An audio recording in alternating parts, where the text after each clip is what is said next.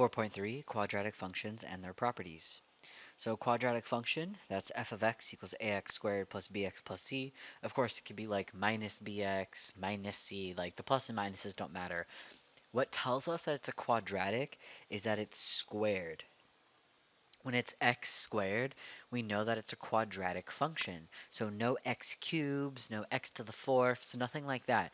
If you have x squared, now y squared, x squared, that's a quadratic function.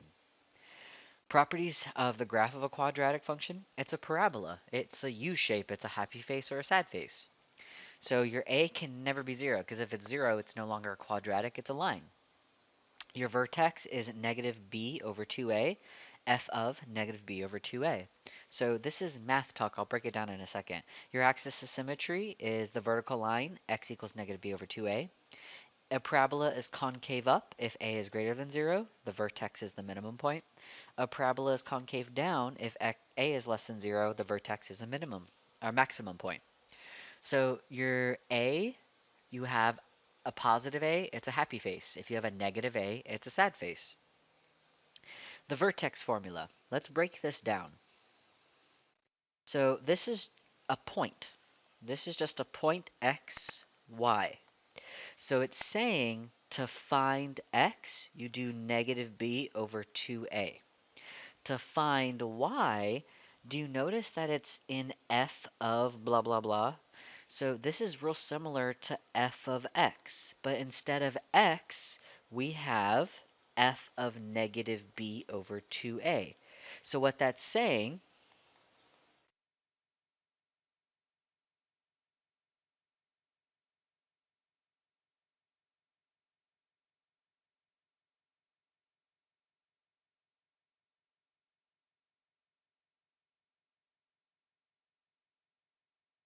plug in x into the quadratic to find y.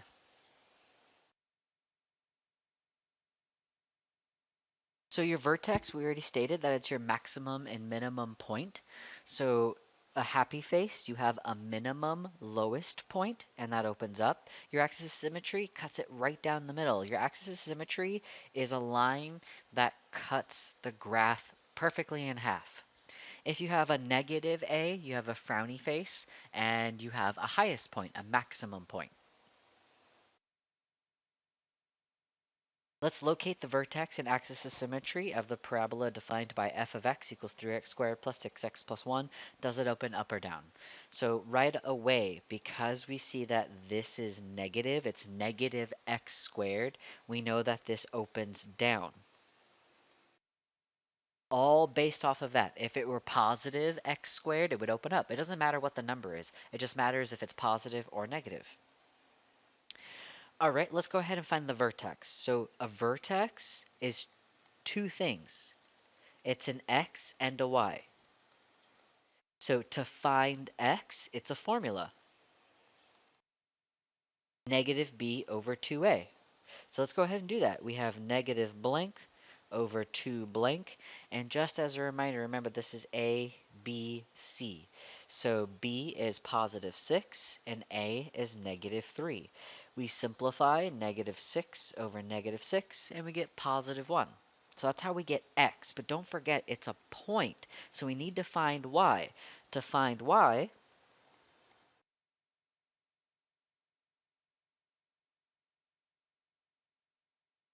we're going to plug x back into the function. So if we plug it back into the function, we have y equals negative 3 blank squared plus 6 blank plus 1. And in that blank, we're plugging in 1. We simplify, and when you simplify, you get 4. So that means our vertex is at 1, 4. That means our axis of symmetry is x equals 1. Your x of the vertex is always the axis of symmetry, and I'll explain that in more detail as we graph this.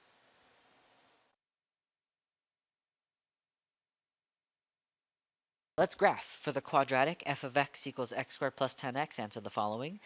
So first things first, does the graph open up or down? Well, because this is a positive x squared, we know it opens up. You don't have to write it, just opens up. Let's find the vertex. So the vertex, don't forget, it's a point, so we need x and y. So let's find x. So we have x equals negative b over 2a. That means negative blank over 2 blank. Our b is 10. And our a, since there's nothing in front of x squared, our a is 1. So if we simplify, we have negative 10 over 2, which is negative 5. Now we need to plug it back in to find our y. So we have y equals blank squared plus 10 blank, and in that blank we're plugging in negative 5. And when we simplify, we get negative 25. So our vertex is negative 5, negative 25.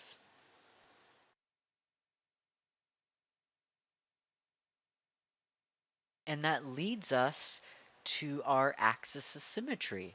Your axis of symmetry is always the x of the vertex. So x equals negative 5.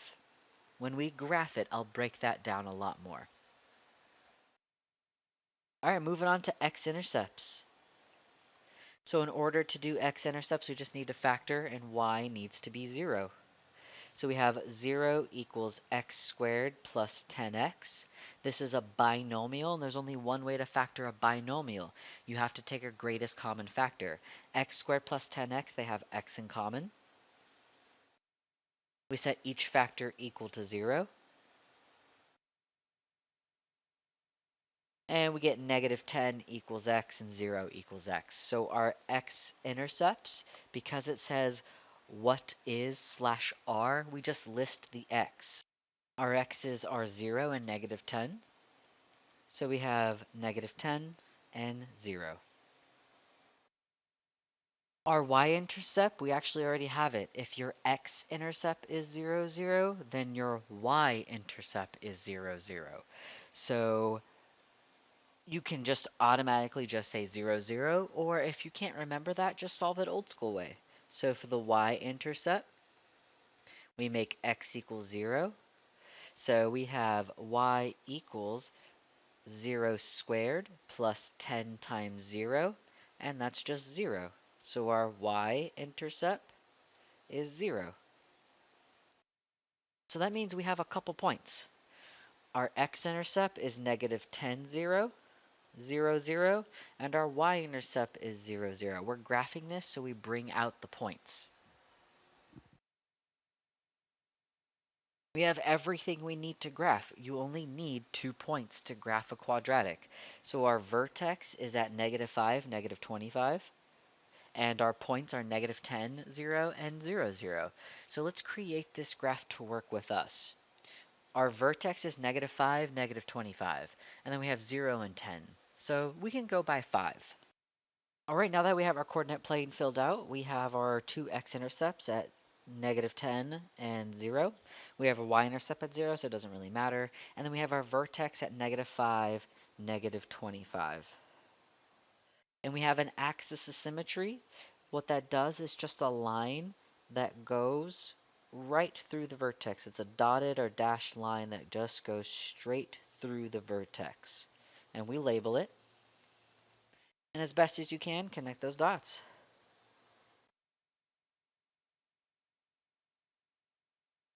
And there's our graph. Now, what's important about the axis of symmetry?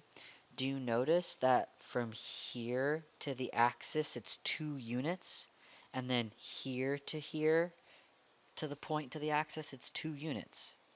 So that means however many units it is or how many blocks it is, that's how there's another point there. It's kind of like a mirror image. Symmetry means, right, opposites are on the same. So this is y-axis symmetrical. Part G, determine the domain and range of the function. Well, I'll tell you right now, the domain of every x squared quadratic is all real numbers. Always. The reason being is because those arrows go up and out forever. They don't go straight up, they go up and out. So x can literally be anything. That's why it's all real numbers.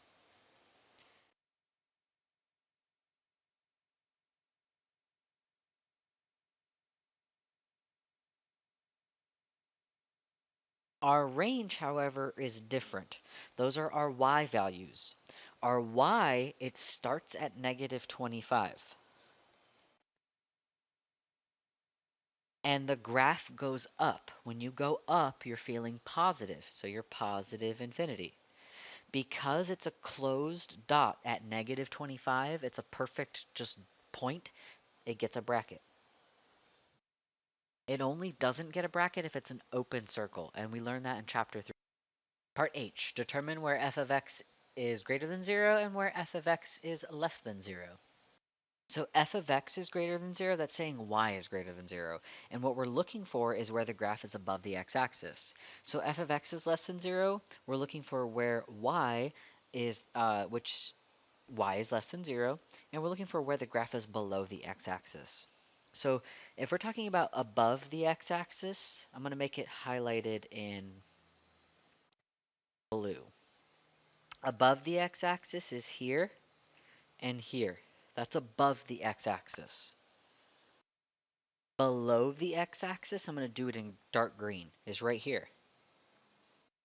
That's below the x-axis.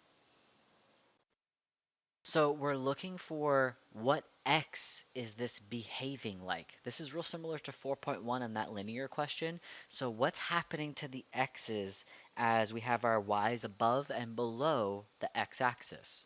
So where y is above the x-axis, let's look at our x's. So this is coming from the left side. The left side stands for negative infinity. And then the x, where it stops at, it stops right here. And that x is negative 10. Because this is intervals on the x-axis and we're seeing what is happening where, it's always parentheses.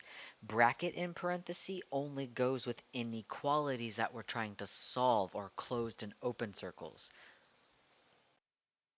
Also, at that point, negative 10, nothing is happening. It's stationary there. It's not going up or down at that point. But leading up to that point and directly after, then it's changing. So that's how we say include it all the way up until this point with a parenthesis. It's above the x-axis one more time right here. And it's going to the right. So right there, that's 0 for the x. And if it's going to the right, that's positive infinity. Because there's a break, we union. Alright, it's below the x-axis only one time. There's no break. Remember, intervals are this number to this number. So it starts going below at negative 10 and it stops at 0.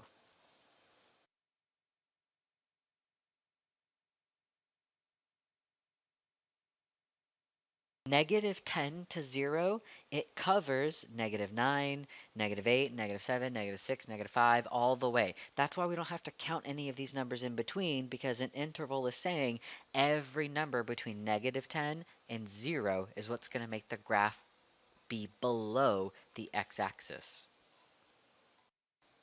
Part I, determine where f is increasing and where f is decreasing. So again, we're looking for our x's. Our x's of where do they go. So we read left to right in math. So we're coming from the left. If we're coming from the left, you see how it is negative. My x's are negative at this point. Those are negative x's where they come from. It's coming from the left, which are negative. At that point, to get to our next point, we're going down. So we're actually decreasing from here all the way to here. We're decreasing all of this. And then after, that's when we go up again. So then we increase from here to here. And we're going to the right. So if you have a happy face, you increase from x of the vertex to infinity, and you decrease from negative infinity to x of the vertex. If you have a frowny face, you're increasing from negative infinity to x of the vertex, and you're decreasing from x of the vertex to infinity. So if we look back at this, we have a happy face, so that's why we decrease from negative infinity all the way to the x of the vertex, and then x of the vertex we go up, and we're going right, so that's positive infinity. So we're increasing from -5 to infinity, and we're decreasing from -infinity to 5. Find a quadratic function given its vertex and point. If the vertex hk and one additional point on the graph of a quadratic function, f of x equals ax squared plus bx plus c, a cannot be 0 or known, then f of x equals a times x minus h squared plus k, and it can be used to obtain the quadratic function. So your first step is to plug in a vertex as h and k, and plug in a point as x and y to obtain a. Once you find a, plug a in the vertex n, then simplify. Just like with circles, when we get to our final answer, you want x and y. Don't touch x and y for step 2. Only step 1 we touch x and y. That's going to give us our a. Let's determine the quadratic function whose vertex is 1, -5, and whose y-intercept is -3. So if we have a y-intercept at -3, that point is 0, -3. So our first step is to plug our vertex, which is h and k, and our point, which is x and y, and that's going to give us our a value. And we plug it in to y equals a times x minus h squared plus k. So our h and k, they come from our vertex, which is 1, -5. Our point is just the point, so that's 0, -3. Let's plug it in. We have y, which is -3, equals a, that's what you're trying to find. X, that stands for 0. Minus h stands for 1, and that's all squared. Plus k, so we don't put plus -5, we just put -5. Let's solve for a. So we have -3 equals a, 0 minus 1 is -1, minus 1 squared is +1, all -5. Let's go ahead and distribute. So we have -3 equals 1a, or just a, minus 5, plus 5, and we get 2 equals a. Now that we find a, our second step is to just plug in h, k, and a. It's just like circles, we don't touch x and y. So our h again was 1, our k was -5, and our a this time is 2. So we're plugging it into the same exact equation of y equals a times x minus h squared plus k. So we have y equals a, which is 2, times x minus h, remember h was 1, all squared plus k, so -5. And we have to FOIL. So x minus 1 is technically x minus 1, x minus 1, sorry, x minus 1 squared. We're going to FOIL. So we have 2 times x squared minus 2x plus 1, all -5. We distribute. We get 2x squared minus 4x plus 2, all -5. Combine like terms, and we get f of x equals 2x squared minus 4x minus 3. The reason why we had to do f of x, because it said quadratic function. And when we find a, you're actually finding a. That's our growth factor. Find the minimum or maximum of the given quadratic. Remember, minimum and maximum, that tells us vertex. So we're actually just trying to find the vertex.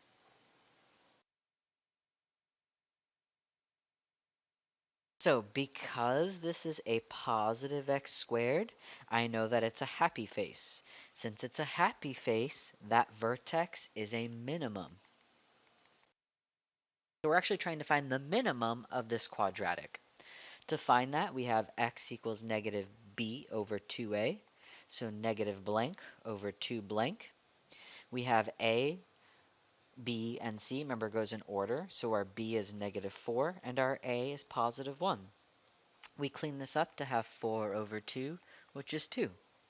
We have to plug it back in, though, to find our y. So we have y equals blank squared minus 4 blank minus 5. We're going to plug in 2. And when we simplify, we get -9. So that's our vertex. However, do you notice they asked this really oddly? So this is how it's going to kind of look like on my math lab.